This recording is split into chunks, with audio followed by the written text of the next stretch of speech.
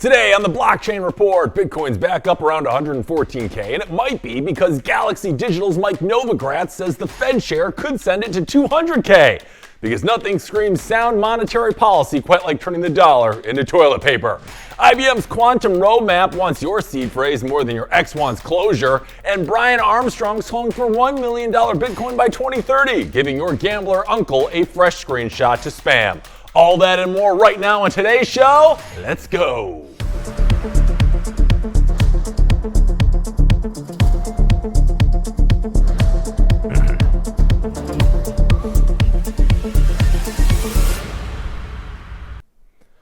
Good morning, my fellow believers of magic internet monopoly money, and welcome back to another week of the Blockchain Report. I'm Hank Hudson, coming to you live from San Francisco, the city where startups go to burn venture capital faster than Solana burns validators.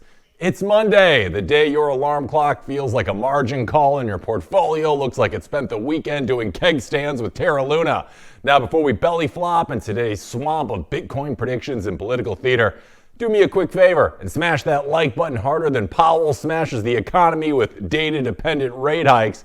And hey, don't forget to follow RoxomTV and yours truly at Hank at RoxomTV on all platforms that matter. But right now, it's time to check the market rundown. Let's see who's surging and who's sliding. Let's go.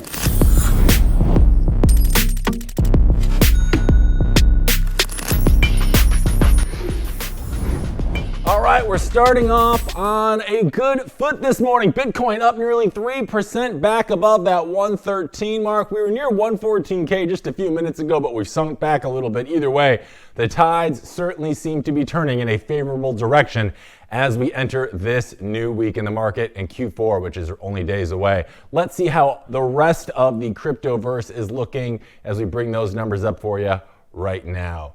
Additionally, outside of Bitcoin, we also have Ethereum experiencing a nice little wave itself, also up nearly 3% this morning, back above that $4,000 level. 4,200 is now in its sights once again. And Solana, we saw it go all the way up to 250, plummet back down below 200, but it looks like things are also turning in Solana's favor as well.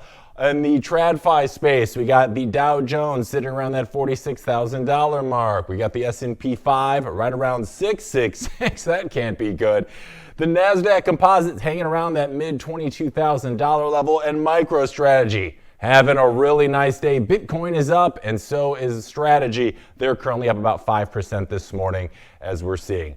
And also, we've got some charts I want to bring up that we're going to help explore here as a new segment on the show. There's a lot of really comprehensive and confusing charts in this world, and I want to help you guys break all of these down and make sense of them. So this first chart this morning, okay, this one shows the funding rates, which basically are the cost of betting on Bitcoin going up or down in futures markets. So here's kind of the simplified version of what we're looking at here. The green spikes you're seeing here mean too many people are betting up. That means they think the price is gonna moon. The red dips mean too many people are betting down, which signals people are feeling bearish. Now, when everyone piles on the same side of one of these, the market usually ends up punishing them.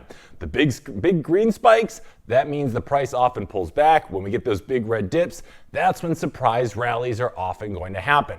Right now, as you can see, funding rates are high, but are cooling off, as you can see by those descending yellow arrows we have there. So traders aren't exactly panicking yet, but they're not exactly fearless either. Think of it kind of as Bitcoin's mood ring, and right now there's some cautious optimism. Let's go on to chart number 2. This is our MVRV Z-score chart that we're bringing up here, okay? So what this one is, this is the zoomed out big picture version, okay? So what this is these are kind of gauging Bitcoin's, whether Bitcoin's overheating, if it's too hot right now. Every big bull run you see in history has ended with this orange line that we're seeing here shooting way up into that red zone, okay? That's when the market is feeling a little overcooked. Right now, it's only at about a 2 out of 10 when past peaks were between 7 in 10. So in other words, how am I reading this? Well, right now we are nowhere near the top of a classic blow-off top, okay? If Bitcoin bull runs are roller coasters, we're still kind of clicking our way up to the top of the track. The screaming hands in the air part hasn't even started yet, which means there should be some more good stuff for us underway in the not too distant future. And last but not least, we're bringing up chart number 3, okay? This is the short-term holder cost basis chart, okay? This essentially shows the average price short-term holders, or people who bought Bitcoin in the last few months, paid for their coin, and that is symbolized by that red line we're seeing on screen here, okay? It's basically the pass-fail line for short-term traders. So if Bitcoin is above that red line, most people are currently in profit. Confidence goes up, price finds support. However, if Bitcoin falls below that red line, people begin to panic and start selling, which drags the price lower. Right now, Bitcoin's sitting at around 113.7-ish, and at the short-term line is at 111,600. So we're above it right now, which means bullish, but just barely. If we dip back underneath, you might want to get ready for some nerves in the market. So between these 3 charts, what is all of this telling us this morning? Well, it's pretty much saying that traders are still leaning bullish, but they're feeling a little less cocky than they had before. Long term, we are nowhere near overheated, and short term, Bitcoin is hanging just above its momentum line. So together, that's telling us that there's definitely some cautious optimism, but still plenty of fireworks ahead in the short or mid to long term. So things are looking okay. We going to bull run? Let's do it. Let's run this thing here. We got a lot to talk about today, fam. So let's get to it.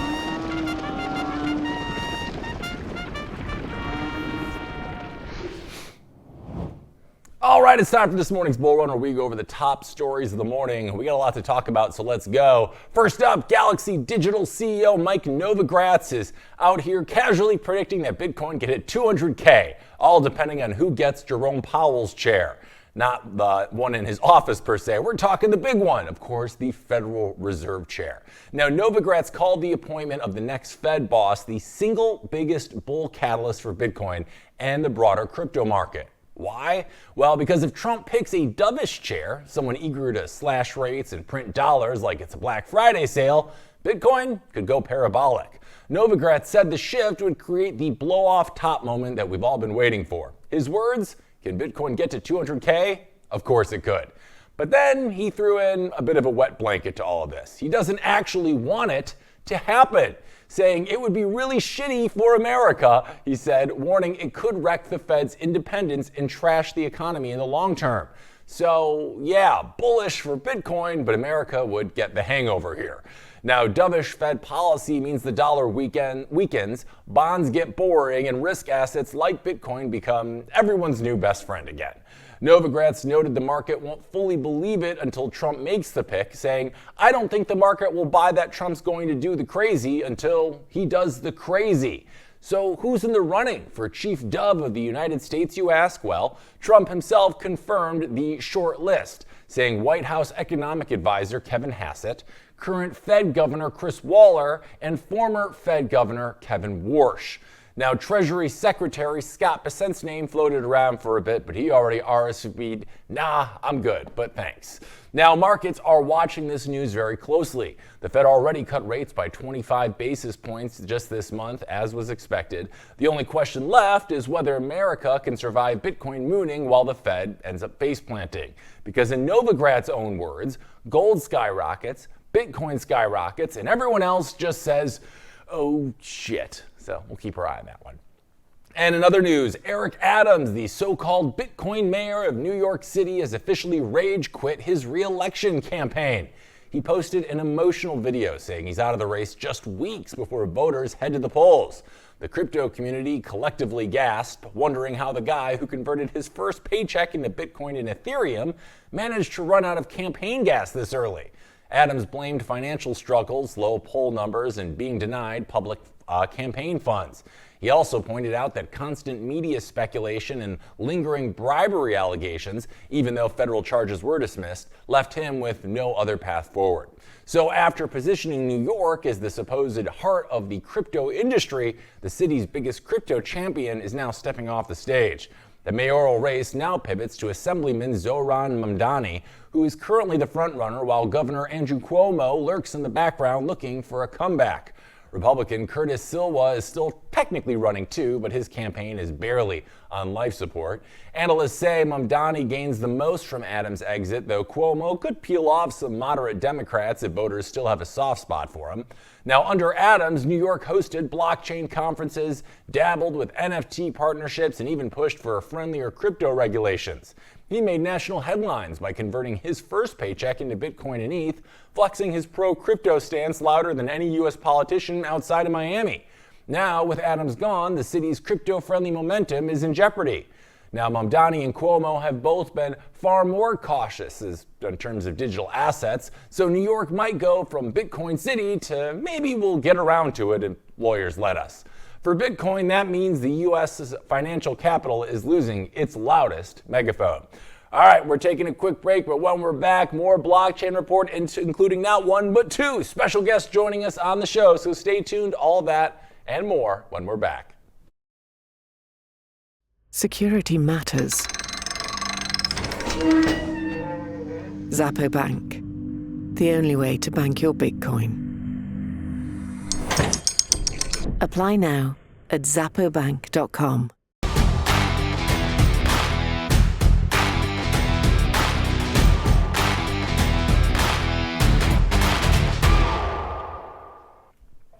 All right, and we're back with Market Check with my main man, Stephen Big Beat Orr. Stephen, how are you? We have missed you. Welcome back to the show. I'm good, Hank. Well, thanks. That's a great welcome. I love that. I was in New York all week for last week for UNGA, UN General Assembly, and was in D.C. and Charleston, South Carolina for a Visionaries Conference. Pretty big week, and two things on everybody's mind: AI and Bitcoin. Nothing has changed, right? Look when you when you look at what people are thinking, you have to ask them. This isn't a one-way street, right? When you talk and when we're on the news and when we're interviewed like this, right? People really want to know what's really going on. And I had a conversation with a lady last week, and she said, "Yeah, I get my information from TikTok." Okay. What do you have on TikTok? What is your thing on TikTok that you're watching? Well, I don't really know. I just kind of whatever out there. And I'm like, well, how do you get really good quality news? Like, how do you know if the news is good if it's just TikTok? And she goes, well, what do you look at? And I say, I watch Hank on the blockchain report. That's how you know what the news is. Look, it's very simple. And when people are looking for that kind of news and looking for streaming news, the news is going to be on. Money is going to be on. Everything is going to be on the blockchain. So when you start to migrate to that, we're not quite there, right? We know that. And as we know, as we watch technology move, OpenAI just spent $500 million on new machines. NVIDIA just put in $600 billion into more machines, more warehouses. Why? What are they going to do with it? Well, they're going to build it for ChatGPT and OpenAI and blockchain and the new economy. And when you look at the new economy, we're not even in the first inning of it. So they are investing in it. Why are we not investing in it? Well, I know you and I are. And when I look at people, and that person that I asked earlier, how does she get her news, was not 21. She was not in her 30s. She was not in her 40s. She was in her 50s and 60s. So the change is not just happening with the younger generation, it's happening with literally everyone at every level. And they're now talking about AI. They're now talking about quantum computing. The word quantum computing in New York City came up so many times, I think I'm gonna plaster my walls with quantum computers. I mean, it was so interesting. So when I look at all of that and what's being talked about and what's being talked about in the news and where they're getting their news from, they're not watching TV anymore, they're watching things that can be put on the blockchain. Why is Bitcoin at 114,000? Right. So that's why I got you. Right. So let's explain that and break that down. And I'll explain to you before I show the charts. But let me explain to you what's happening. There are a lot of OGs out there like myself that have been in the space literally since the beginning. Right? When it wasn't cool to own Bitcoin, when it wasn't a Michael Saylor in the machines, when there wasn't people that actually, those guys actually did not like Bitcoin in the beginning. People don't believe that, but it's true. They had to be evangelized, shall we say. Now they're the prophets. But the next level of this is who's next. right? And we're seeing that. You're seeing it in BlackRock. You're seeing it in JPMorgan. You're seeing it in new ETFs that are not just Bitcoin. We got one coming up with Solana coming into it, right? This is awesome. And we got ETFs coming in with all levels of it. And we have an administration who's very pro crypto. We have the state of Ohio is now taking Bitcoin and crypto to pay bills. You're looking at Florida possibly being next. That all pertains to one thing, where the continuation of us OGs, some of them out there don't want to own it all. I heard over the weekend it was the smallest buy of all time of Michael Saylor, bought 174 Bitcoin over the weekend, and it was the smallest buy he's ever made. What does that say? Yeah. Like, that's his smallest buy. That's telling everyone out there there are 21 million, probably 19.8 million already mined. Get it together. Start accumulating Bitcoin. People need to understand that. There is roughly right now in money markets, right now, $7.2 trillion sitting in money market, in cash, ready to go. What are they waiting on? Well, they waited on the good old-fashioned Friday night, Sunday morning trades in Bitcoin. Friday night, market falls. Guess what happens Sunday afternoon at 6 o'clock when the China markets open up and it rushed to ETFs? Guess what they're buying?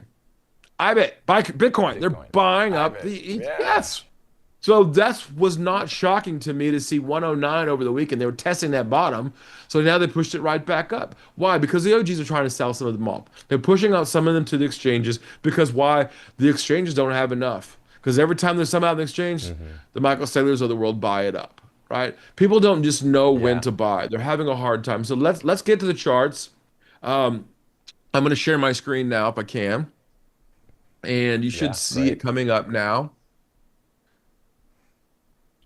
Let me know if you can see it, guys. Okay. So you can see where this is a daily chart of Bitcoin. Now I can walk you through all the different charts, but this is linear regression. Linear regression should be on your charts. This is a daily chart. Guess where the sell signal was? Right up there on the 14th, right? There's the bottom. Yeah. I'm going to go back a little bit and I'm going to show you what's happening. These bottoms on the dailies are going up. That's all you need to know. And where's the top? 124. Last time I was on your show a couple of weeks ago, I said the same thing. That's where we're going. We're going up, probably to 124. And that's where this line's flattening out. It continues to flatten out. We are consolidating. We tested again the bottom and it went right back up. We're probably going to get to about 115 to 117 area risk right here, between here and here. Break that. If we break it, then we should push right on up. You're looking at it possibly on a daily chart. Look at this. The histogram of the MACD is telling you that we are pushing to the upside and we should break up. The last time we did that, look what happened. The last time before that, look what happened. So we're in the process of doing that now. Looks like both MACDs are working the daily and the hourlies as well as RSI. So I'm expecting this move. Now I'm going to pull up a 3-hour chart. Why? We already know what reason. I told you this the last time. It's what Wall Street uses. We broke out right there. Guess what happened? Boom, the breakout. Now here's where we are. And we're about to break out of this too. So as soon as we break out of this, off to the races we go between 115, that's what I said earlier, up to the 117, 118 level. And then we're off to the races to 122, 124. There's where we go. Why is this in the downtrend in linear regression? Well, I can tell you exactly why. Because September and October are usually rough months in investing. And it's nothing, and I know we're going to say October, and we're going to say all those old adages. We get all of that. But the truth is, September for corporations is when they pay their taxes. And sometimes they need to do what we call in Wall Street window dressing. They've got to sell some off, show they made a profit, so that they can prove to their investors that everything is well and good in the system. Yet they don't want to do that. They actually want to continue to buy. Why? Because here we go. Bottoms are in and we're still pushing up.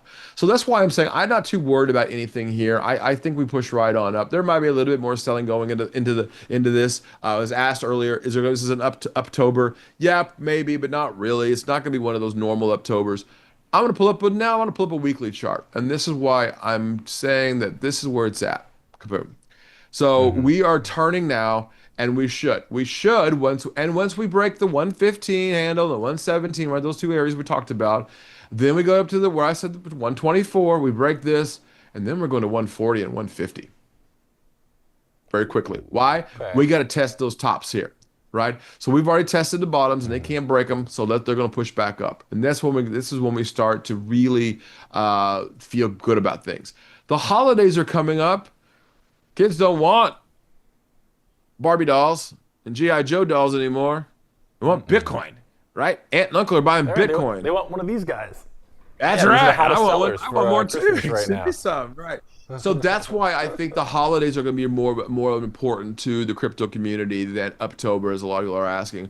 And if you push it out far enough, and there's November and there's December, so this is about where I think we'll be. We should be somewhere between 124, 128.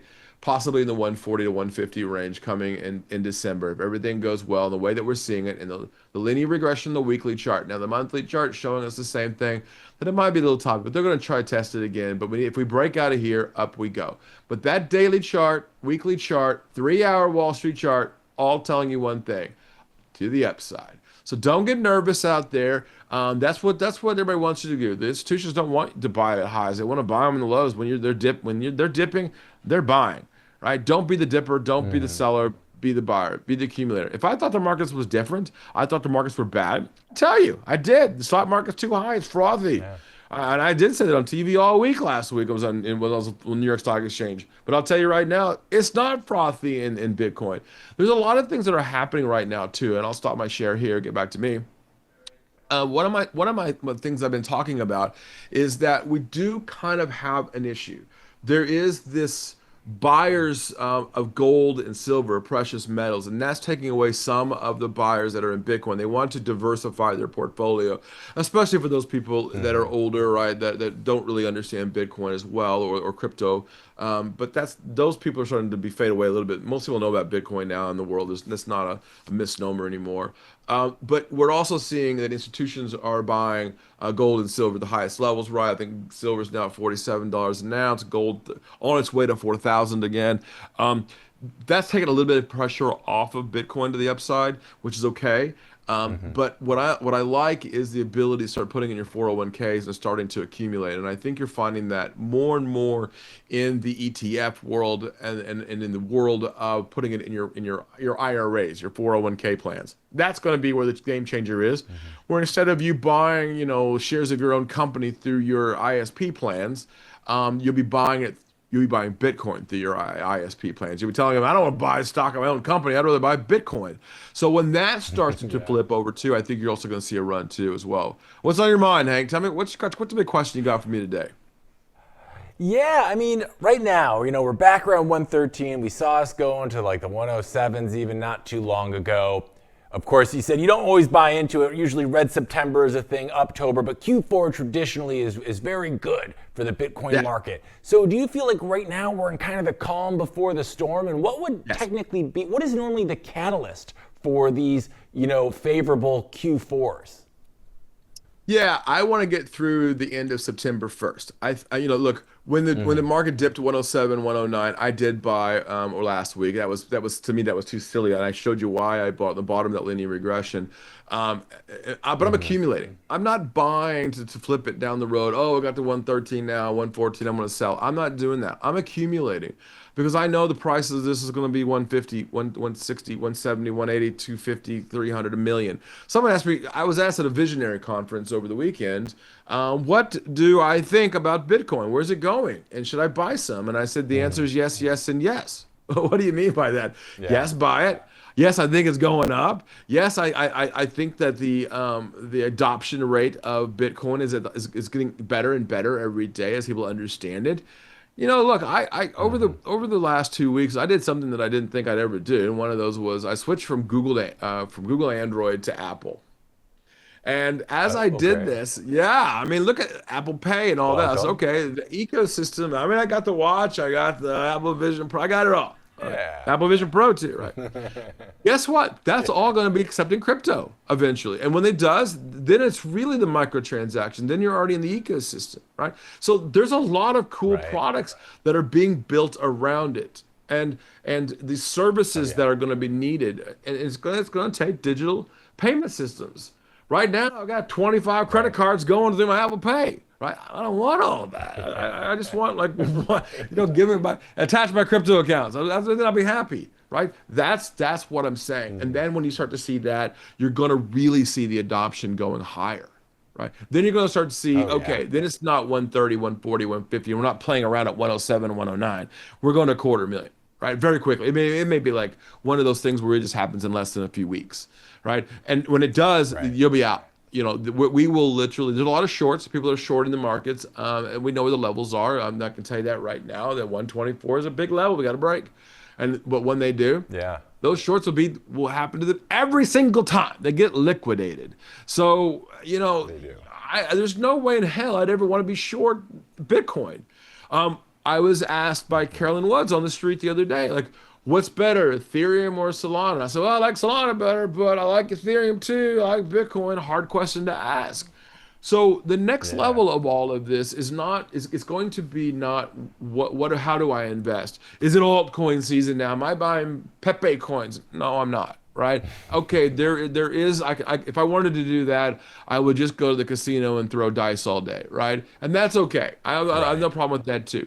But I don't gamble. I invest. I create and I build. I build wealth. So when I'm building wealth, I'm not looking to just short all the time. Now, did I short things? I short all the time. I shorted Tesla this morning, made a fortune. But I don't do that all the time. I do it in a way that's accumulating Bitcoin. I'm accumulating. And I tell everybody the same thing. You want to understand why I'm accumulating? It's not because the price is going to be higher down the road, because it is. I'm going to win that way. The thing I do is you should read the book The Richest Man in Babylon. Read that book and you'll understand most of Wall Street. Read One Up on Wall Street by Peter Lynch. Those two books right there will change your life, because it tells you don't get rich by selling. You get rich by accumulating and letting your accumulation pay for its accumulation, right? There are a lot of companies out there paying you nice 4 and 5 and 10% on your Bitcoin and your crypto. Let them pay you, right? If you're going to mine, let them pay you. If the miners are going to dump on us, let them pay you back. So that's why I'm not too concerned about any dips. They should all be bought up. Now, when we get to 140, 150, 160, okay, maybe we take some profit off, and I'm okay with that, right? I mean, my last huge purchase was at 19,000. We're not going back there. That was huge. I mean, I almost sold my grandmother over that one, right, to buy Bitcoin, and making a joke. But look at it now. Okay, I can take some profit off. And I did at 120, at 124, I did. But I bought back, and I've been buying back that 124 soft because I know, and that's the rule of mine. Always have powder. Always have enough, if something does happen, to be able to accumulate back in. If you don't have any money, you don't have any fiat to put into it, and it pulls back on you, then you can't play. You always need to have something to play with, including having Bitcoin to be able to buy other crypto, or vice versa, or Ethereum or Solana or Aave or whatever the chain link, but whatever that you're interested in, right? Do you think the Winklevoss brothers are selling their Bitcoin? Do you think Michael Saylor is selling his Bitcoin? Do you think BlackRock in general is selling? I love when people on social media go, oh, BlackRock's selling. No, they're not selling. Their retailers are telling BlackRock to sell. BlackRock is buying your Bitcoin, right? This is a mechanical machine. For everybody that's selling, there has to be a buyer. Everybody buying has to be a seller. It's a match. It's where the bid and the ask is, the spread. And so that spread is telling you we are going forward. So for me, the volume is pushing a little bit to the downside. Great. We know that, and we know it's September. Okay, it's window dressing time. Fantastic. Take advantage of it. You had a chance. 107, 109, you said to yourself, take the buy. You saw me on the charts. I showed you where the charts are. Buy. That's what I'm saying to people. Buy, buy, buy, buy, buy. I feel like smacking the desk and being like Jim Cramer and punching a button or something. I don't do that. But look, right now, you look at the social media, and it's not as crazy and it's not as nutty as it had been FOMO, right? The FOMO is not out there anymore. Right. I think what's happening is the smarter people are now starting to take over the social media feeds. It's no longer pump and dump schemes anymore. They're still out there, I get it, but it's not nearly as we are as a community. Orange pill community is growing up a bit, right? We're getting smarter, we're getting wiser, we're growing up. Right. And in that growth of how we accumulate and what we do with it and how we invest it is getting all better. So as that becomes better, as become the lady who asked me about the future, right? TikTok news grows up, that ecosystem expands. And as that ecosystem expands, they're not going to go to Visa and MasterCard and say, please put this on my American Express, right? They're saying, you know what? I already own this because I bought it cheaper at 107 and 109. Guess what? I made a profit. So maybe I might buy that new couch with my Bitcoin because it is anti-inflationary. Right. Is your dollar, your fiat inflationary? Hell no, we're getting devalued almost every day. So that's the key, right? If I get a dollar today or I get a yen today, and I'm trying to buy a couch in the future, couch got more expensive. My de-inflationary fiat went down, and I didn't make it on that. Shoot, my houses have all been furnished with Bitcoin. Because I didn't pay for it, right? So that's why I'm saying to people out there, listen, I understand. Don't get nervous. I read an article the other day. Every time I buy, I feel like I'm getting raked over the coals by Bitcoin. You didn't get raked until you sell it. So don't sell. Right? Just keep accumulating. But a lot of people they think they have to go full, as I call full boat. I tell people to do this. Accumulate and scale in. Right? If if let's say, for example, you have $1,000 or $100 or 10,000, whatever it is, divide it by 10, and every time it dips, put that 1/10 in. Don't go full boat, right? And then when you want to get out, you don't sell everything at the same time. That's what's happening right now in crypto. This is why there's still some more growth to go. Everybody gets nervous and sell everything. I was at a restaurant the other day. Oh, you're in the Bitcoin. Okay, yeah, I am. How long do you hold for? What do you mean? How long do I hold for? I hold for 4 hours. 4 hours. My dinner and drinks are probably gonna last longer than 4 hours, right? I mean, that's the point. You gotta have a little bit of an understanding of your emotions. Keep your emotions in check. Invest your $100 or $10,000 and forget it. It's kind of like a rotisserie chicken. Just set it and forget it, right? And when it is done, the dings, then get out. Set your charge to understand. But you asked the right question there, Hank. There are two types of people in the crypto world. Two types. I can nail it down. The long-termers and the short-termers. That's it. Long-term or short-term. Whether you've been in the Bitcoin a long time or crypto a long time, or you've been a short-term, or you're a long-termer in trading or investing, or you're a short-termer in the way you invest. That's it. Break it down into those two. Yeah. What do you want to be? I'm a trader by heart. I've been a trader for 35 years on everything. I've traded everything. But in this time around, this is an asset class that is completely different. It is not an asset class that you buy Apple stock and you sell it, or you buy options and you try to roll them over. This is different. This is like, how does my mom and dad and grandma and grandpa have so much money? Well, because they bought Walmart stock when it was cheap because they saw the future, right? This is your Walmart opportunity. This is your Walmart moment. This is your Amazon moment to buy it at $3. Right? Or $30. Most people don't know this, but Apple went bankrupt not once, but twice. Microsoft bailed them out twice. What's your Apple stock worth today? Right? That's the key, right? Is that you have to understand what you're investing in, and this is solid. It's based on true, all kinds of things. I can go through. I don't think there's enough time on the show to be able to break down the blockchain side of crypto. We can do that on our show in its own time. But when you look to the next level of this, nobody is going to go out there and say, well, when should I buy Bitcoin? No one's going to say that 10 years from now. I'm going to say, well, I know when you should have bought Bitcoin. You should have bought it in 2015. You should have bought it in 2016, 17, 18, 19. There's never a good time. Just buy. Because by the time we're in 2050, it isn't going to be here. It's going to be way outside of the bound. It'd probably be 2 to 3 million by then. So when I talk to people about that, they're like, "Well, how did you know to buy it at $75?" Well, I didn't. I had friends that explained to me. That's how my ecosystem grew. Right? I got educated by it. I didn't like it either. I worked on Wall Street. I didn't like it. I got educated. And when I got educated, and when Michael Saylor got educated, And when the Wall Street and gosh, heaven forbid, Jamie Dimon got educated on Bitcoin, the whole companies are buying it now. That's the key, is education, Right. growing the ecosystem and how we're investing in this. So I think I think as I've talked about, I think Bitcoin's up another couple $100 here, right? We need to, as a community, do one thing, and that's educate. And I appreciate Blockchain Report and Hank. You guys are educating the masses here in a way that as I when I first met you, at the conferences, I'll tell you that this is exactly what we need. We need education by the right people, right? We don't need to be meme coin generating, pumping and dumping. This is exactly what's happening. I'm not looking for Bitcoin at 107, 109, or 120. I'm looking for Bitcoin to go to 1 million, and it's going there. But I don't know the time. I got my crystal balls. They still don't work. They still haven't worked since I bought them, right? But I'll tell you what my crystal ball is saying.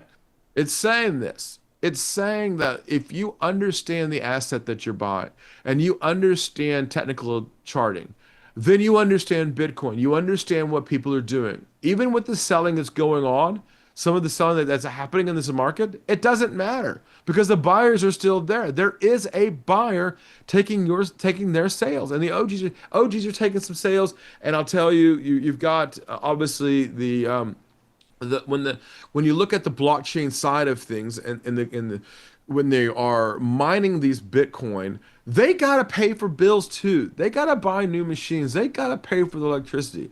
And what they're doing is they're paying with it in Bitcoin. So it's okay that there is some selling. Some people do sell their stock off because they have to pay. They have bills to pay. That's called window shop or the window dressing. So you see that in the end of September. Take advantage of it. And understand what I've been talking about the whole time, that there's still buyers out there and we're pushing forward. So I'm not scared. I didn't get scared, and I'm never scared. Keep buying Bitcoin. Well, that sounds like as good of any note for us to close out today with. Stephen, I got to tell you, as always, thank you so much for your time. But right now you're saying accumulate. We got good things on the horizon. Yeah. So have some powder ready in your powder keg and just pick your spots and you'll be in good shape. Is that about right? I couldn't have said it better. Love it. Well, Stephen, we couldn't do it without you, buddy. So as always, thanks for joining us in the Blockchain Report. We always appreciate your insights and expertise, and we can't wait to have you back real soon, my friend. Thanks as always, and I hope you have a great week. Big love to you, Hank. Big love to you, my friend. All right, enjoy your week, Stephen. Thank you for joining us. All right, it's time to get back into more of today's top stories to get back on our bull run. So let's do it, gang. We got a lot to cover still. As the Bitcoin Core developers are back with a very spicy update, and half the community is already screaming into their pillows. Version 30 is coming in October, and the second test release is already out. This one kills off old wallet infrastructure, adds simplified commands, and here's the grenade, blows open the op return. So right now, op return lets you slip 80 bytes of data into transactions, which is cute, right? But the new plan is nearly 4 megabytes per output, which means that Bitcoin could become the world's most expensive graffiti wall. Purists, they hate it, okay? They argue that Bitcoin should stick to payments and not double as a permanent junk drawer. They warn that it bloats the blockchain, raises costs, and creates a spam and malware paradise. Maximalists counter by saying if you pay the fee, it's your block space. So if you want to immortalize your cat photos on chain, the free market says go on ahead. Enter Nick Szabo, the godfather of smart contracts. Frequent is he Satoshi suspect and professional hermit returned to X after 5 years of silence just to dunk on all of this. Szabo says bigger op return is a legal landmine. Fees may deter spammers, but they don't protect full nodes. Nodes would be stuck holding potentially illegal data permanently. And if that data is easy to view, judges and jurors are not going to be impressed with your free market argument. Crypto lawyer Joe Colasare pointed out that courts have ruled node operators aren't liable if they don't control the data. But Szabo warns it's still pretty risky, especially if illegal content is stored in standard formats that any idiot can open. Ironically, he admitted that op return is prunable, so in theory it could reduce some legal risk compared to hiding data in sneaky ways. Either way, the fight is very much on. Core devs want the change, but purists say Bitcoin is not your Dropbox. Maxis say Fees, baby! Deployment is targeted for late October unless the flame wars delay it. So get ready. OpReturn is about to go from boring technical footnote to the front line of the next Bitcoin culture war. And the crypto world's favorite boogeyman is back at it. Of course, we are talking about quantum computing, not Peter Schiff. The question is, will some future IBM death ray of qubits break Bitcoin and drain wallets faster than you can say, "Where's my seed phrase?" According to IBM's Michael Osborne, the answer is kind of complicated. Or in other words, it's not doomsday yet, but the clock is ticking. IBM dropped a 2025 roadmap showing progress toward their Starling project, a fault-tolerant quantum system slated for 2029. Now, unlike today's noisy experimental toys, Starling is designed to run powerful algorithms reliably for long stretches of time. Now, for Bitcoin, this matters because cryptography is the only thing standing between your private keys and a hacker with a quantum machine. IBM says test systems roll out in 2025, 26, and 27, scaling reliability until the big one lands in 2029. Now, the breakthrough? A fancy error correction method called QLD-PC codes, which makes logical qubits more efficient. Or in plain English, fewer physical qubits needed to run Shor's algorithm, the thing that could actually break Bitcoin's digital signatures. Now, Osborne says, let's not panic just yet. Logical qubits are the real milestone, not the noisy junk today's labs crank out. But the estimates are a little unnerving. Google suggested that RSA 2048 could fall with a 1,600 logical qubits in about a week. Earlier estimates wanted more qubits, but only a day. The trade-off is fewer qubits mean more time, or more qubits mean less time. Either way, someone's wallet's getting smoked, and it's not just keys at risk here. Osborne warned consensus protocols, oracles, and time servers could also be compromised if they're not also quantum safe. So blockchains need to defend both what they control, signatures, and what they don't, trusted data feeds. Oh, and when a breakthrough does actually come, Osborne says don't expect a press release. The first real attack will be a quiet test on a dormant wallet, not a TED Talk. By the time it's public, the tech will be scalable, cheaper, and everywhere. His advice? Don't wait. He compared it to Y2K. The later you migrate, the more expensive and chaotic that it gets. And blockchains are way harder to upgrade than banks in the 90s because millions of users need to coordinate. Hybrid systems may bridge the gap, but that's likely means running two infrastructures in parallel. The real warning sign won't be technical, it'll be financial. Osborne says, watch the market. When investors lose confidence in non-quantum safe ecosystems, capital exits just like it saw a ghost. The message here, gang, is pretty clear, actually. Awareness is everything. Quantum isn't killing Bitcoin tomorrow, but if IBM hits their targets, the countdown has already started. And Brian Armstrong, CEO of Coinbase, thinks Bitcoin is going to $1 million by 2030. And he didn't whisper it either. In fact, he tweeted it.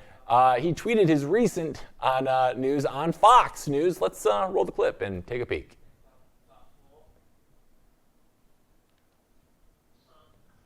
Well, the relationship between interest rates and stocks, it can always be complex. Like for a long time, people thought these things were positively correlated, and now I think over time people are starting to think of Bitcoin almost like gold or something. It's something people might flee to in times of uncertainty. So it's a hybrid between those two things. But I try not to get too caught up in the short-term trends. What I try to do is look at the long-term trends. And there's a couple of big tailwinds now, which lead me to think that there's a good chance Bitcoin could be at $1 million per coin, by 2030 or so. And that's partly it's the regulatory clarity that's emerging. I mentioned the Genius Act, and now with market structure legislation, hopefully getting close, that could be a major moment. We also saw the United States of America now has a strategic Bitcoin reserve. So if the United States government is going to begin holding Bitcoin, I think that's going to be a massive driver of demand, and the rest of the G20 countries will probably follow suit. And then the last thing I'd say is that we saw recently the launch of the Bitcoin ETFs by a number of different firms, and Coinbase is actually powering 80% of the custody for those that are out there. But we're seeing a ton of institutional money continue to flow into Bitcoin now that these ETFs are live. So there's a lot of positive tailwinds for Bitcoin, and I think that there's never going to be more than 21 million Bitcoin ever made in the world, and lots of pools of capital still haven't gotten access to it. So that tells me this thing has a long way to run. also acknowledged volatility, but pointed out that Bitcoin's history of smashing expectations from magic internet money to a $2 trillion asset class, it's been here before. Skeptics say volatility and regulation are risks. Advocates say adoption cures volatility. And advocates say, yeah, I said that already. Now, so Armstrong's bet is basically this. Keep the trends going, add regulation, add sovereign demand, add ETF inflows, steer scarcity, and by 2030, we're measuring sats in dollars, not dollars in sats. So that's encouraging. Uh-oh, this next story's got me worried because Jim Cramer has spoken again, and whenever Cramer speaks, traders do the opposite, so maybe this is actually bullish? We'll see. This time, his target is American Bitcoin Corp, ticker ABTC, the shiny new mining firm tied to Eric Trump and backed by Hut 8. Cramer told his Mad Money lightning round viewers, "It's a spec. It's your one spec, but that could lose everything." So, in other words, play this like a lottery ticket. Fun if you win, ugly if you don't. And right on cue, American Bitcoin Core shares slipped 4.3% last week, closing at around $6.69, the most ironic number possible for a Trump-linked company. Now, a little context for all this. ABTC only started trading on the NASDAQ earlier this month after merging with Griffin Digital Mining. Hut 8 still owns the majority, but Eric Trump has been pitching it as the backbone of American Bitcoin mining. The plan here? Mine Bitcoin below market cost, hold it in reserves, and convince investors this is the patriotic way to stack Satoshis. But here's the catch. Mining Bitcoin is basically trying to make money while lighting your electric bill on fire. Energy costs eat up 70 to 80% of expenses. Difficulty goes up every 2 weeks, and halvings come around like a guillotine every 4 years. Now, to ABTC's credit, Griffin does have a reputation for renewable energy strategies. We're talking solar, wind, and hydro. And if they can actually pull that off, it could give them an edge in the cutthroat world of mining against outfits from Texas to Kazakhstan. But let's talk numbers for a second. ABTC trades at a profit-to-earnings ratio of 39.8x. That's higher than U.S. software industry averages and triple the mining peers that are around 11x. So investors are paying up for Trump-branded optimism while fundamentals are moving in the wrong direction. Earnings growth is negative, profit margins are slipping, and the stock's early gains have already been erased. So yeah, Cramer calling it pure speculation might actually be the nicest way to put it. Because the bigger picture is this. ABTC is sitting at the crossroads between Trump-backed ambition and the brutal reality of mining economics. On one side, you've got the promise of green mining, strategic reserves, and MAGA-branded Bitcoin. But on the other side, you've got debt, dilution, and energy bills that don't care who your dad is. It's a high-risk, high-reward play, or as Cramer says, it could lose everything. But if we've learned anything from Cramer's track record, maybe that means ABTC is about to pump. All right, we're taking a break, but joining us when we're back, we got one of the biggest dogs in the crypto space here to break it all down with us, so stay tuned. More Blockchain Report coming your way after this.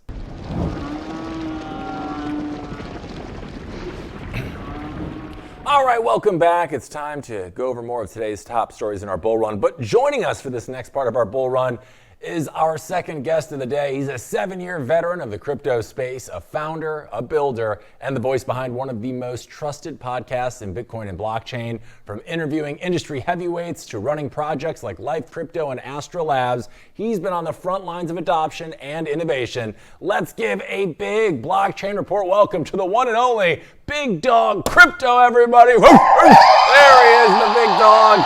And we and our audience are super pumped to have you. Big Dog, how are you this morning? Thanks for joining us on the show. You know, I got to tell you, I've had some intros, but that might be the best ever. I'm like, listen, it's like, really? That sounds good, you know? Yeah. I've done all those things. Incredible. I know. I'm like, it's like you listen to it, you're like, no, sorry. No, good. Like, that's me? No, it's just like you're listening to you. I'm like, it's been that long. It's been this much stuff. Yeah. Well, Big Dog, we're super excited to have you on the show today. Before we get into today's top stories, for those in our audience that might not yet be familiar with you and your work, give us the quick 30-second breakdown. Who are you and what are you all about here in the Bitcoin space? Sure. So this is Big Dog Crypto. You can follow me on X at Wolf Big Dog. Been in the space, as you mentioned, 7 years. I guess going on 8 now. It's so hard to believe that time flies as it does. I have launched projects, advised projects. Currently, head of communications with Astra Labs, working with them, and have a podcast, the Big Dog Crypto Podcast. Been very fortunate to have some of the best and brightest in our industry on there, and I just love the blockchain space. So, being asked about coming in here and giving a few thoughts, I was excited. I love what you all are doing, so let's get into it. Rock and roll. Well, we're excited to give the Big Dog a bone here in a second and talk shop, so stay tuned here, Big Dog. We're going to read this recap of this story, and then we're going to get into it. Sound good? Yep. All right, let's rock and roll. All right, to recap a story we had earlier in the show, Galaxy Digital's Mike Novogratz says Bitcoin could rocket to 200K depending on who Trump picks as the next Fed chair. He called it the single biggest bull catalyst for Bitcoin.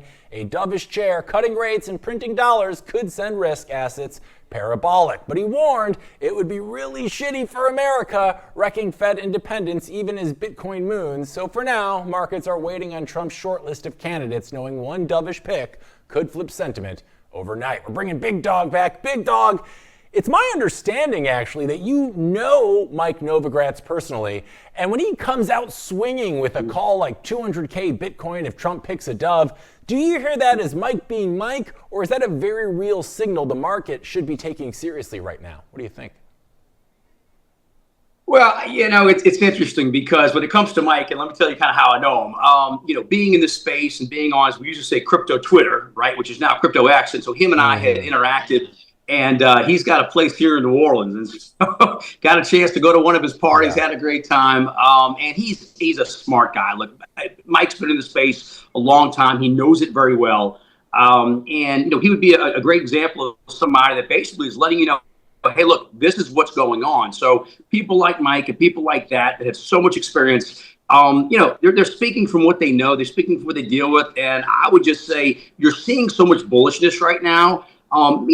Obviously in the short term, there's a lot going on. We watched the plateau of where Bitcoin and Ethereum have been. But, you see these institutions, right? You see all the big companies coming in and getting into them. They're bullish for a reason. So, yeah, I see what he's saying. I see why he's saying, and I think it's going to do very well. Yeah, I think so. And he framed the next Fed chair as likely the biggest bull catalyst for Bitcoin going forward. And so from your perspective, Big Dog, how much weight does that seat really carry in shaping the next cycle for Bitcoin? In my opinion, it shapes a lot. I mean, look, the thing is, when it comes to politics, right, it's interesting because for the longest time in this space, people paid attention to politics, but it really wasn't as much as it's been now. Well, because of the fact of how regulations have been, regulation by enforcement, and the change in the administration, you have to pay more attention to it now. And so when you look at the Fed cutting interest rates and how they offer risk on assets, let's just say, Jay Powell had given us 0.50 basis point cut, right? 0.50 on last time. We could have seen things fly. But I think what you're looking at is, especially if the current administration is able to put in, a new Fed chair, and you wind up seeing rates get cut left and right. A lot of people are thinking, the bull run's coming. It might end of this year. I think you're seeing, this year should be good, but I think 2026 is going to be really good. And if you see the rates get cut like that, you could see risk on assets absolutely go, to the stratosphere. Yeah, it's definitely looking like we're going to be seeing this unique bull run scenario that we hadn't seen in years past, very much because of these regulatory tailwinds we're seeing, and of course the institutional adoption that's been too big for anyone to ignore this particular cycle. And Big Dog, from your seat at the table, are you getting the sense right now that Bitcoin's trajectory lives and dies on Fed policy decisions, or is that just one part of a bigger story that we're experiencing right now? No, I think it's one part of the bigger story, because when you look at it right now, and let's just say, obviously you've been in the space a while, a lot of people have been in the space a while. We've watched how Bitcoin has gone up and then retraced and whatnot. Once the institutions came in, who would have thought it would be sitting above 100,000 for such a long time, and people would be getting bored of it. Oh my gosh, just sitting at 100, acting like it was 10,000 back in the day. So, I think we're really in such a different situation now, because you've got the institutions that are buying. They're not going to quite sell like retail did the last time that it crashed. But then the interest rate cuts, where there's not a guarantee, have historically been a catalyst. And if we get, right, if we never know, as we say, no one has a crystal ball, but if we wind up getting several cuts, let's just say we get some more in October, they're talking about, I think there's a high chance of it, high probability, but let's just say next year that the trajectory changes and we get several, that could be an absolute fire, a firestorm, whatever you want to say, right, for risk on assets. Now, beyond 2026, who knows? A lot of people say that we could start going down. We don't know. But I think right now you're seeing such an accumulation from institutions and whatnot that are planning on holding. You add that fuel to the upward fire and should be a very interesting 2026. Yeah, all that institutional money we've seen inflow into the space really seems to be providing us a much more like sturdy floor than we've seen in past cycles, especially with retail always chasing these high alpha plays. But now you have all this institutional money that seems to be here to stay. So the ecosystem we're experiencing now is fundamentally different than anything we've had previously. And if Novogratz is right, and a dovish Fed pick sends Bitcoin ripping to new all-time highs in the not-too-distant future. Big Dog, what kind of reaction do you think we'll be seeing from, regulators, Wall Street, and even governments that have been skeptical about Bitcoin until now? Do you think we're going to start seeing them pile in even more so if we get some more dovish action from the Fed chair? Yeah, I mean, and it's not just, it's talking about Mike, but it's like everybody. I mean, once you see all the institutions coming in, it's interesting. You look at Fidelity and Morgan Stanley, and they're all coming in. Look, at the end of the day, a lot of these institutions didn't want to touch it before for whatever reason. And, had JPMorgan, right, that compared it to tulips and beanie babies and all this kind of stuff. And all of the junk we've heard. At the end of the day, people want to buy it, particularly a lot of younger people. They feel comfortable with it. Then you start putting it possibly in pension funds, whatnot, whatever it's going to be. You're going to see more and more people jump in. They've already said for all the millionaires in America, not every millionaire can even own one Bitcoin. So I just think it's getting so much bigger. I think we all know it's getting so much bigger, but it's like anything. People want to see other companies jump in before they jump in. Then you have other nations jumping in. Look at El Salvador and other ones too. So I mean, it's not, I'll say this. I always thought the $1 million Bitcoin was a crazy, crazy thought. And now it's like, to me, it's not a matter of if, it's simply a matter of when. It's just getting bigger. Yeah, no, I think you're right. It feels like, you've heard Samson Mao time again talk about this idea of gradually and then suddenly, and this like omega candle. But I think, to your point, we have so many institutions and governments kind of waiting for permission by someone else to jump first. And then it feels like we're going to see an arms race. So it could be, the United States saying they're actively going to acquire it for a reserve, or maybe a Mag 7 company says, hey, Google comes out, we're going to start putting Bitcoin in our balance sheets. And then I think we're going to see that feeding frenzy that so many of us have been expecting. It just seems like, when is it going to happen? And only time will tell, I guess, for that one. All right, we got another story we're going to talk about here. So Big Dog, hang tight for a second. I'm going to bring you back. But first, Michael Saylor's Bitcoin vacuum, also known as Strategy Inc. Well, they're back at it again. The company revealed that it grabbed another 196 Bitcoin for about $22 million at an average price of about 113K per coin. That brings Strategy's total haul to around 640,000 BTC, worth roughly $71.7 billion in today's prices.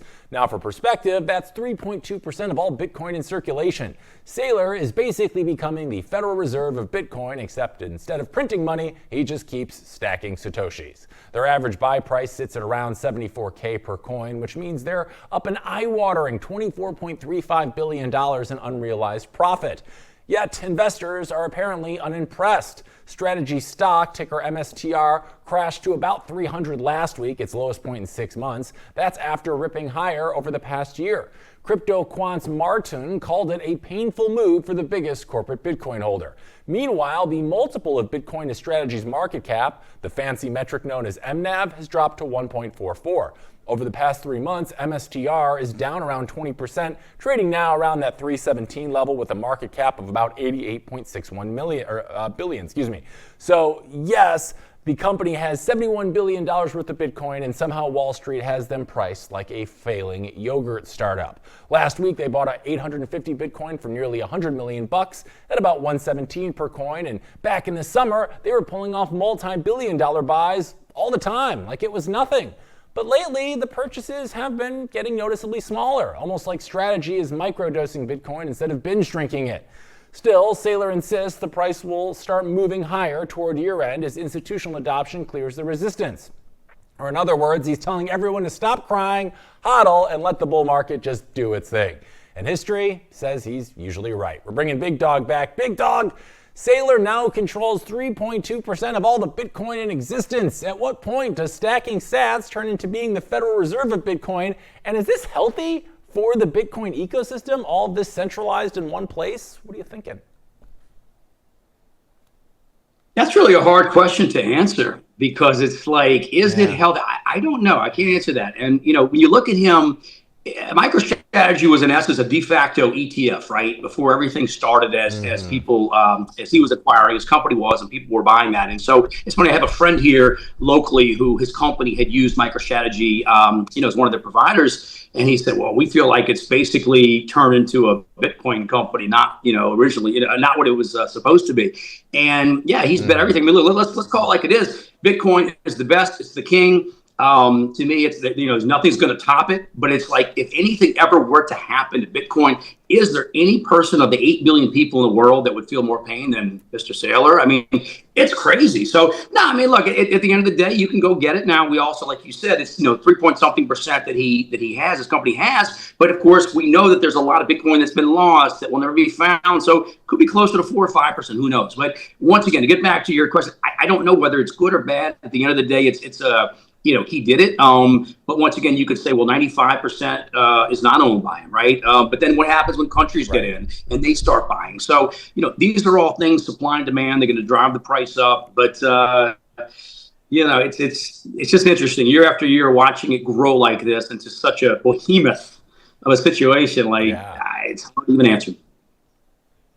Yeah, I mean, we're really inching our way into very unfounded territory right now when it comes to Bitcoin's journey, as we're seeing so many new financial products and methods in order to acquire Bitcoin, and the Bitcoin reserve, treasury companies we're seeing. So we're not really sure how this is all going to or supposed to play out right now. But it has been interesting, right? I mean, Strategy stock was sitting around, I think, 460 only a few months ago. It was kind of the darling of the ball, and their Bitcoin stash now is around 71 billion. But now their stock has gone down to around the low 300s. So it begs the question, Big Dog, why do you think Wall Street doesn't value the company anywhere close to its actual BTC holdings right now? Like, what's going on there? Do you have any thoughts? Well, yeah, I do, because I think the fact is, look, everybody in the space, everybody that understands why Bitcoin is, superior in what it does, right? You look at Bitcoin, you look at in the peer-to-peer system as it is, there's nothing that tops it, okay? We believe in it. We know why it matters. It is still, to a lot of companies, and I can tell you even a lot of people, as they say, a lot of normies, they still don't know what it is. They don't fully trust it. If you tell somebody, and when I say they don't trust it, they don't know it. The more you know about it, you tend to trust it and appreciate what it is. But if you told somebody who doesn't know much about crypto, hey, go put $100,000 in basically, in their mind, a piece of computer code, it's hard for them to do it. Now, if you understand why it matters, right, and we see so many people that do, about Mike Novogratz talk about, Michael Saylor talk about, El Salvador, president there, we know why it matters. We know why it's so big. We know why it's staying over 100,000. But there's still, I think, a lot of people, I know a lot of, that are in institutions and a Wall Street that still, it's hard for them to value it, even if it's on their balance sheet, even if they're offering the products, you know what I mean? So it's, he's definitely rolled the dice probably more than anybody. And let's just say, and I do believe this happens, it's going to last, it's going to be here, and it goes up to 1 million, then he may wind up being one of the richest companies, right? One of the most profitable companies ultimately, or one of the on the balance sheet, in history, and he could be one of the richest. So he's really rolling the dice on that. And like you said, average buy-in of 74 would still be up 25 or 30%, right, on his investment. But no one's taking the bigger risk than him. But hey, look, throughout history, right, the biggest risk have had the biggest rewards or the biggest failures. So we'll see. Right, as the old saying goes, fortune favors the bold, right? So it'll be interesting to see how we look back on these seemingly almost audacious buys that we've seen from Saylor this year. But interestingly enough, earlier in this year, it seemed like every other week he was coming out with a $1 billion Bitcoin buy order. But recently, we've seen a lot smaller, frequent buys from Strategy. So from your seat, Big Dog, do you think that signals they're being more cautious? Strategy is being more cautious, or is this Saylor just pacing himself for optics a little bit? What do you think's going on there?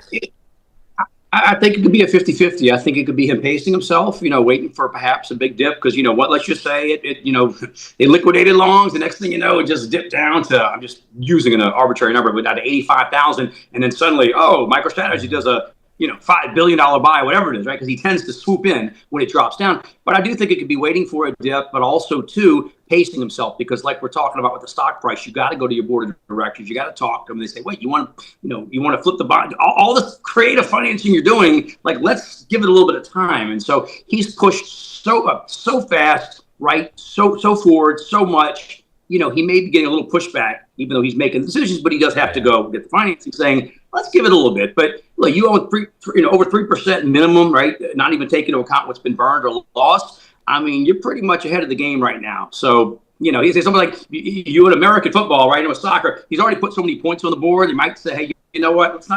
Let's hold back for a second. But at any point, something could change.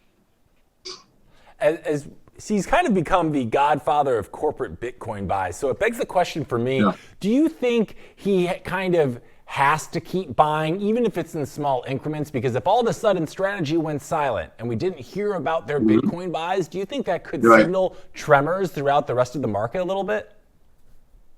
That's a good question, because if you watch it, and I know you have, like, he's really bought whether markets were up or down. So I guess if you're saying if he just stopped buying and they just went quiet, I mean, sure, that would definitely bring a lot of, concern and tremors to the market. But, once again, we're in a situation now where even big buys get absorbed. I'm not saying if he decided to unload all 3%, not that he would do that it would get absorbed. I mean, it would, right? I mean, stuff does get bought, but I think at this point he's got so much, and every time he's basically rolling over all kind of creative financing, keeps, in essence, pushing the can down the road, right? To buy more now, buy more now, buy more now. And so, that's a heck of a lot. At what point does it get to be a bit too much, And once again, one of your earlier questions, do I think it's good or bad? That's so hard to say. I mean, if somebody's, one of the things he said is that, I want to make sure, or at least I'm not quite sure how he's going to do this, because if it's also owned by the company, but something to the extent of my personal Bitcoin, when I pass away, I want to make sure, he said, I believe that, he would burn the keys, all that kind of stuff, whatever. Not that he could do it for the companies, but, it's interesting. I mean, he's in such a, number one pole position right now, like, maybe pausing a bit. But once again, if we had a big dip, it would not shock me to see, $5 billion bought it, 80,000. It's just what he does. Yeah. He always finds some, it's like he always finds some money at the end of the night when nobody else can come in there, and he doesn't. So it's pretty wild.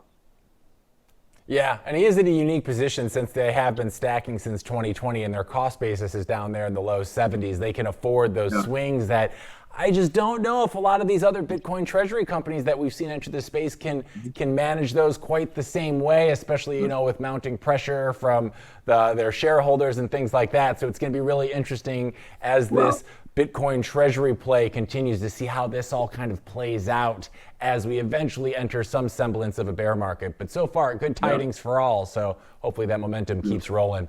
All right, big dog, from one big Bitcoin player to another, we're going to talk about this next story, and I'll bring you back for it in just a second, because Eric Trump papped back onto X with a market thesis worthy of a Jim Wall poster, just saying, buy the dip. He posted it while Bitcoin and Ethereum were catching elbows, with BTC near 109,000 at the time, and Ethereum was just around 4K, roughly a 6% weekly slide for Bitcoin last week, and about 8% for Ethereum, which is either catastrophic or Tuesday, depending on your risk tolerance. So for further context, the Trump family went bigger on crypto business moves this year, of course backing American Bitcoin, where their stake ballooned to roughly $1.5 billion after recent market action.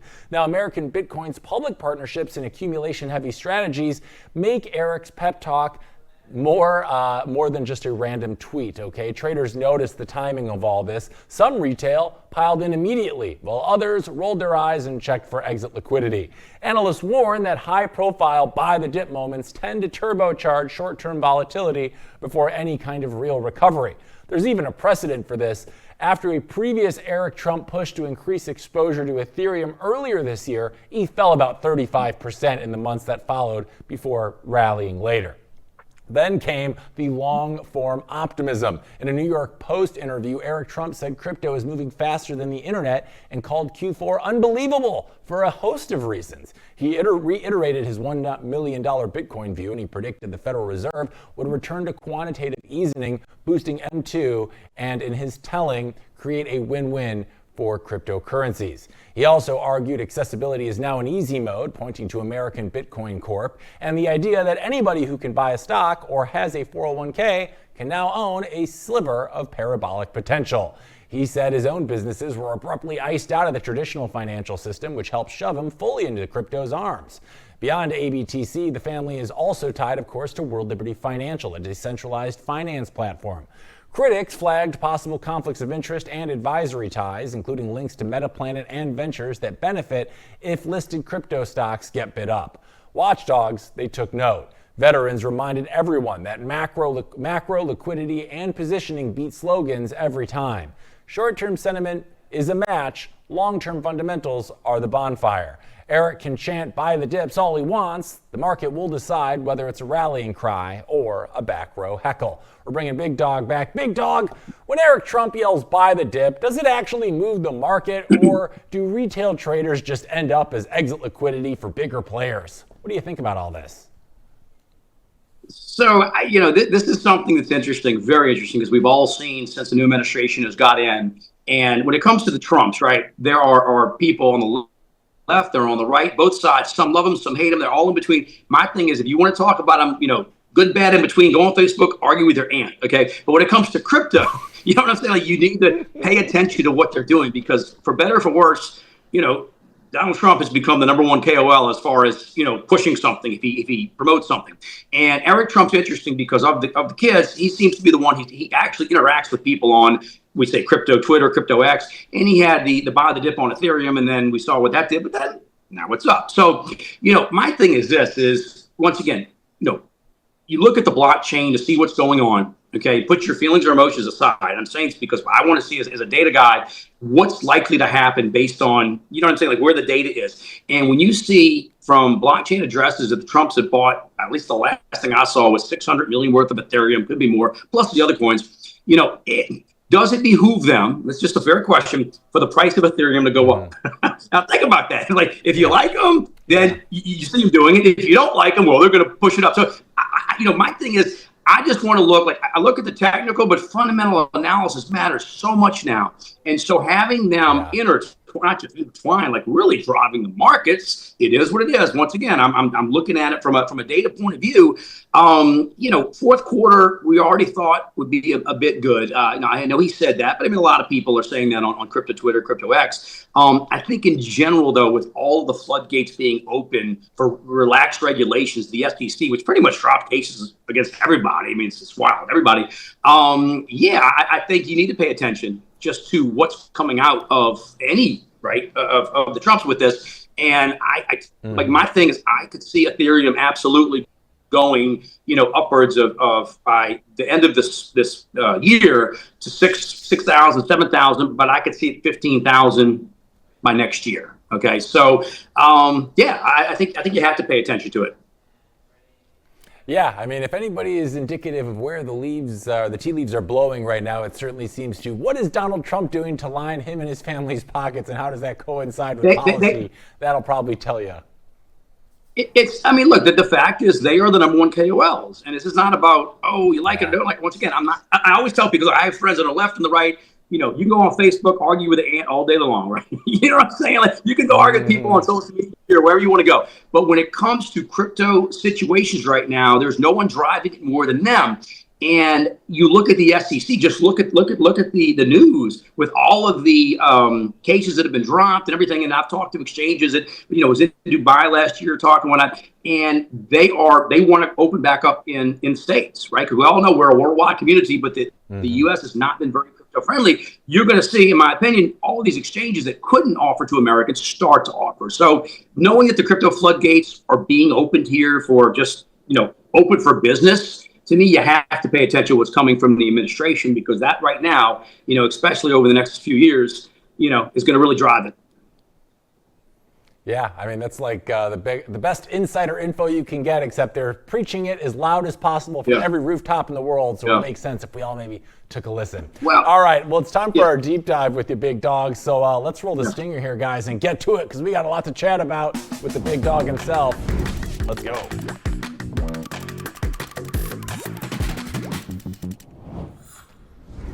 All right, big dog, we've had the pleasure of chatting with you about some of our top stories, but now it's all about you, my friend, and we want to talk about you so our audience can get a better idea of what the big dog is up to and all about. And I want to start at the beginning. You've been in the space you mentioned for 7, going on 8 years. And a question I like to ask everyone who's in the space is, what was the exact spark that pulled you into Bitcoin, and when did that like orange pill moment hit for you, and what was it like? Yeah, well, I can tell you. So I have a radio background. I've always worked in radio and at radio stations. And I just, was fascinating reading, and I think it was summer of 17, just reading about Bitcoin, reading about crypto. And so I just kind of took a deep dive, and I set up my account more for fun. I mean, the whole thing about somebody says, "Oh, you think you're a big dog?" I was just being funny. I'd never in 1,000 years thought that I would be doing this all the time. But no, I just I enjoy it. I mean, I enjoy what crypto represents. It's given me a chance to travel the world to meet people. Mike Novogratz, I never thought I'd meet somebody like that. And then we just interacted on crypto Twitter. Next thing you know, he invites me to a party with some other people here. We're having a drink. Like, it's just, crypto world is, as long as you're in and you're cool to people, I find like they're cool to you, and you get to meet all kind of cool people. You know what I mean? Like, just, I love it.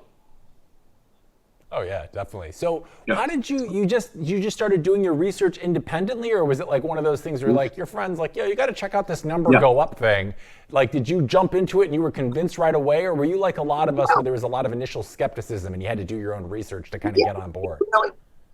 It really was just more about reading and analyzing, because my thing was to be kind of an analyst and stuff, and look at look at the markets and all that. And I just started looking at the charts and whatnot. Like I said, I come from a radio background, so I enjoyed that. And I was, glad to have my radio stations, but kind of looking for something else to do, and just really just dived into it, and just learned about it, just talked to people. And I always tell people, even now, if you want to learn about crypto, watch videos, follow accounts on X. And the thing is, you follow good accounts. When I say good accounts, right, there's all kind of accounts on there, some pushing certain things or not, but there's a lot that give good data, good analysis, and you can go back and look at their stuff, right? I guess people could delete stuff, but a lot of people's stuff is still there. Just find people that have been accurate. And like on my podcast, I've been thankful to have a lot of people that I like a lot, that have been accurate, and they're just, good to learn about the markets. But no, I just did a lot of research and, worked in it and just analyzed it and enjoy it. Yeah, and with your research, what was it about Bitcoin that convinced you that this technology was worth betting on, while so many people at the time were still really skeptical and still at that point writing it off completely? Well, it was just fascinated by the fact that this was something that, that no one could control, that basically it was, you're talking peer to peer, right, from one point to the other point, the immutable ledger part of it. And I think in general, it's like when you realize, why that matters when it comes to transactions and it comes to crypto in general, it makes total sense. And, it's interesting now because you've got bigger companies using blockchain, Fortune 500 companies, using blockchain now. And, I like what it represents. I like the transparency, and, just followed it for that. But, as you get into it, you work with people and you interact, you meet them at conventions and whatnot. It's just really enjoyed the space. And so how soon into your Bitcoin journey, after you started doing the research, did you feel compelled to create the Big Dog Crypto Podcast? Like, what gap in the conversation were you trying to fill to the point where you decided you needed to let the dog out and start your own thing? Yeah, that's an interesting question. So, like I said, I had a radio background. I enjoyed doing radio stuff. I did that for years. And I wanted to do a podcast, and I reached out to CZ, who was my first guest, of course, with Binance, and I was very honored that he came on. He didn't need to make the time. Yeah, I mean, he made the time. Obviously, I'm this little small podcaster with an X account, nobody important, and he's running the biggest exchange in the world. But he made the time, and he did it. It was 11 o'clock. I remember 11 o'clock at night his time. I really always respected that, because I always say, somebody gives you your time, right? That's the most valuable asset. But no, I put that together because my thought was to have people on.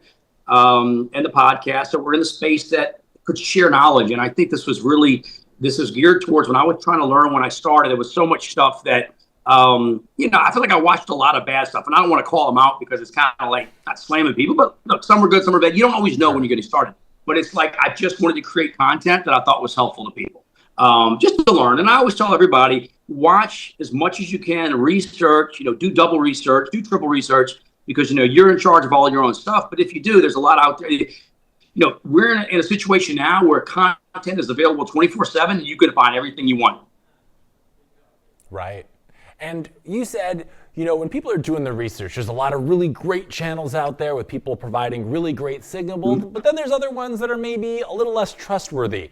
When you're deciding who to bring on your show, Big Dog, how do you filter between, hype-driven projects and voices that actually have substance in terms of who you want to bring on your own program?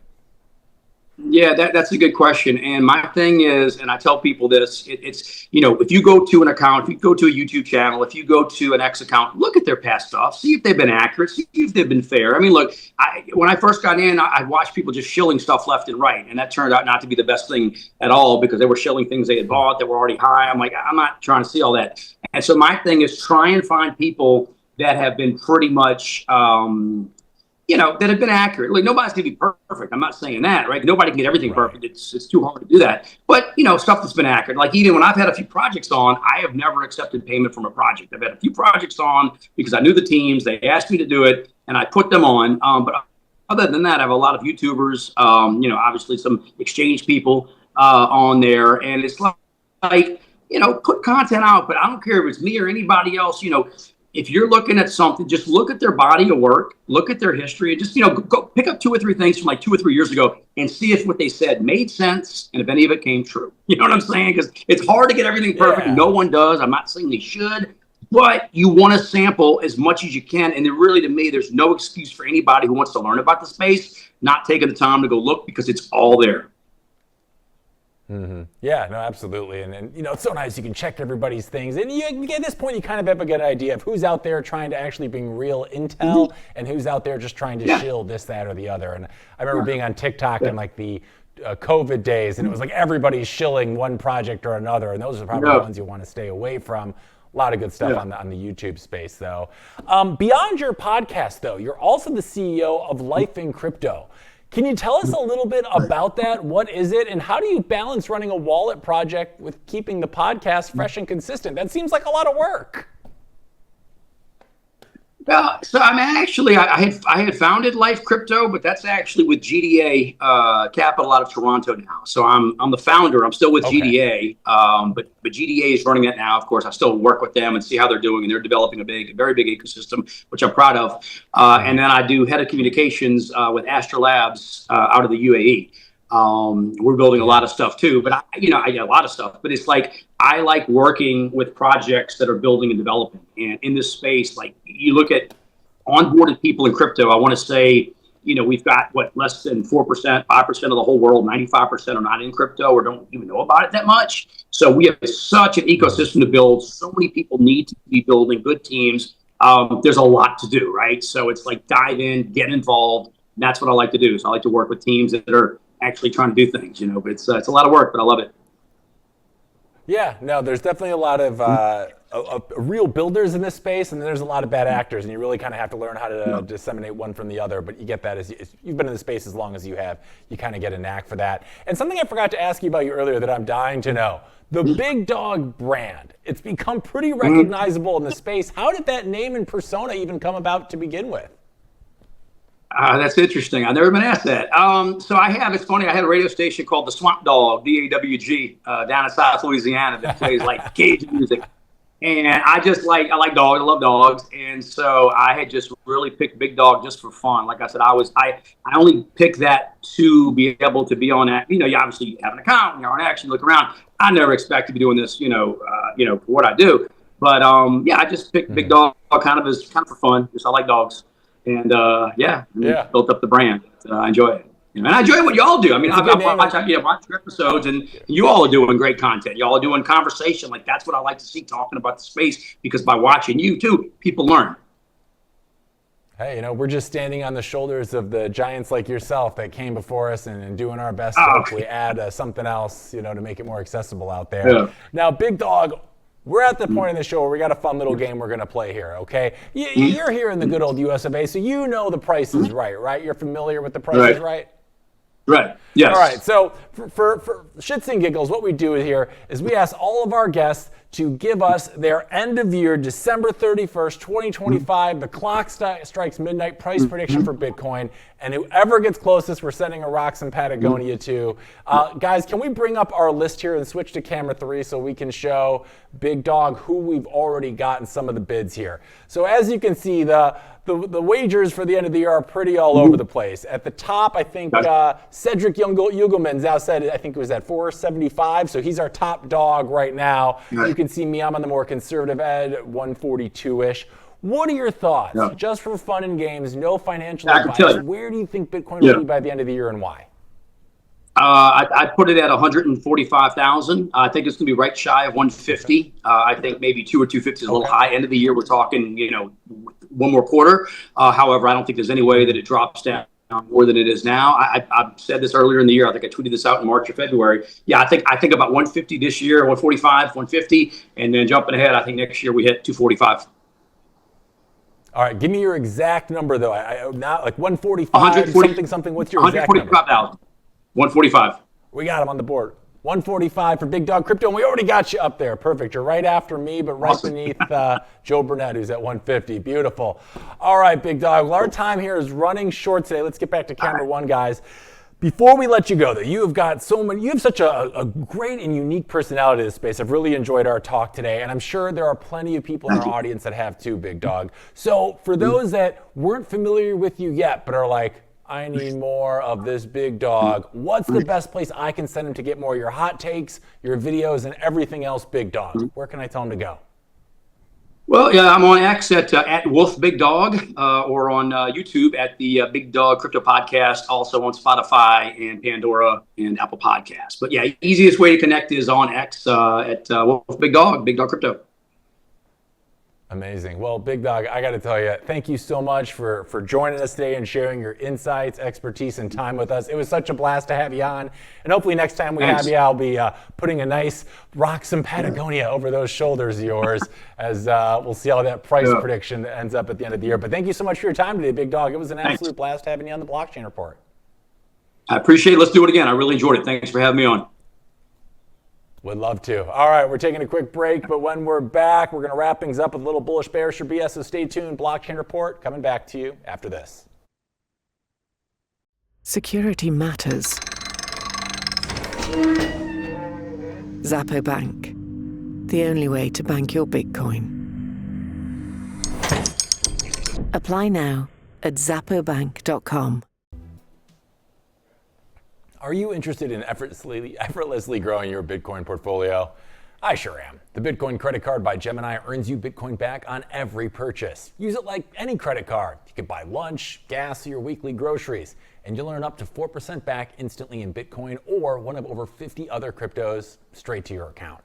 All that with no annual fee, and right now you can grab a $200 Bitcoin welcome bonus. It's the easiest way to start building your Bitcoin stack. Just go to Gemini.com to learn more.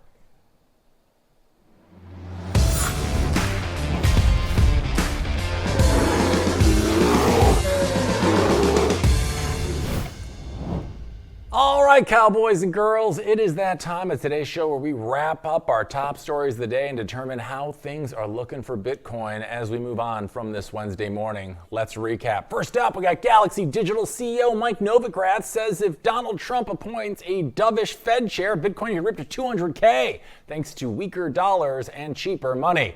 Ooh, I'm calling bullish on this one. I mean, if monetary policy goes full easy mode, risk assets moon, and Bitcoin ends up leading the charts. Short-term volatility aside, a dovish Fed chair is basically Bitcoin's cheat code for the next leg up because loose money equals bullish rocket fuel for BTC. So I'm bullish. Next up, we've got IBM laid out a roadmap for fault-tolerant quantum computers by 2029, raising fears that they could crack Bitcoin's cryptography in the future. Ooh, I'm calling BS on this for now, okay? I mean, yes, quantum computing sounds terrifying, but it's years away from being practical. Bitcoin devs will pivot to quantum-safe cryptography long before anyone hacks your wallet, so no immediate price impact here, just another recycled sci-fi FUD headline. So I'm calling BS on that one. Our last story, we have Coinbase CEO Brian Armstrong says Bitcoin can hit $1 million this decade, pointing to regulation, sovereign reserves, and ETF inflows as the main catalysts. Oh, I'm calling bullish on this, right? I mean, scarcity plus adoption equals higher prices. Duh!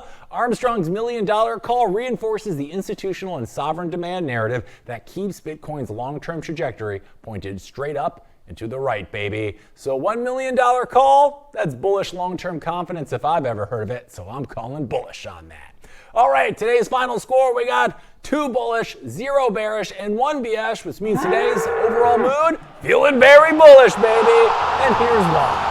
When you stack up a potential dovish Fed chair and Armstrong's $1 million prediction against some far-off quantum FUD, the bullish signal outweighs the noise. The market may be choppy in the short term, gang, but the long-term setup for BTC keeps getting stronger. If anything, headlines like today show that Bitcoin's worst enemies are sci-fi hypotheticals, like its best friends are monetary policy mistakes and institutional adoption. As always, boys and girls, thank you for tuning in to the Blockchain Report. Don't forget to like, follow, and subscribe to RoxomTV and me at Hank at RoxomTV on every platform you choose to doom scroll on. And also remember, Mondays we're on at 10 a.m. to 12 p.m., but Tuesday through Thursday, so that's tomorrow, through the rest of the week, we are on during our normal time of 8 a.m. to 10 a.m. Pacific time, so make sure you set your alarm clocks appropriately. Until then, it's been a pleasure, and I see you tomorrow morning. Make sure to stay safe, stay informed, and always hodl on. See you tomorrow.